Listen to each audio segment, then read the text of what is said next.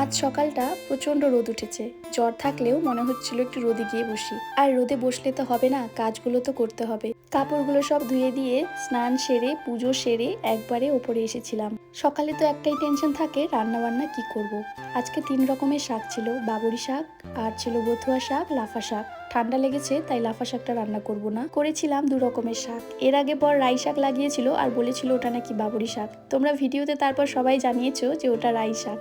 তারপরেই জানতে পেরেছিলাম। জানো তো, ছোটবেলা থেকে শাক খেতাম না বলে শাকের প্রতি অতটা জানার ইচ্ছেও ছিল না যে এটা কি শাক ওটা কি শাক। কিন্তু এখন সংসার জীবনে ঢোকার পরে সবটাই জানতে ইচ্ছে করে, আর না জানলেও কারো কাছে জেনে নিই। আর তোমরা এত ভালোবাসা দাও, কিছু ভুল হলে ধরিয়ে দাও, এটাও ভালো লাগে আমার। আর এখন তো কোনো সমস্যাই নেই। আজকে শরীরটা একটু ভালো লাগছিল, কিন্তু প্রত্যেক দিন সন্ধেবেলা করেই জ্বর জ্বর ভাব লাগে। ওষুধটা খেয়ে নিয়েই ভাবলাম একটু দুপুরে শুয়ে পড়ি। শুতে তো ভালো লাগে না, কিন্তু না শুলেও ভালো লাগবে। কিছু বাজার ছিল, না গেলেই নয়, তাই এই টুকটাক বাজারগুলো নিয়ে আসলাম। আর একটু মোমো খেয়েছিলাম, দেখলে তোমরা।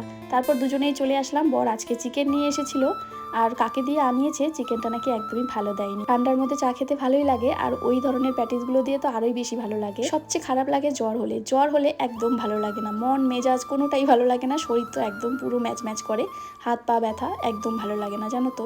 আর জ্বর হলে আমার কোনো কিছু খেতেও ভালো লাগে না। এজন্য ভাবলাম যে আজকে একটু ঝাল ঝাল করে চিকেন করব।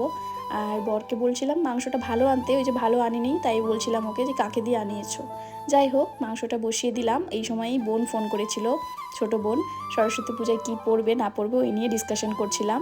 তারপরে কিছুক্ষণ ওর সাথে কথা বলার পরে রান্না কমপ্লিট হয়ে গেল। ঘরে চলে আসলাম খেয়ে দিয়ে। এসেই বর বলছে ওষুধটা খেয়ে নাও, তাহলে রাতে জ্বর আসবে না।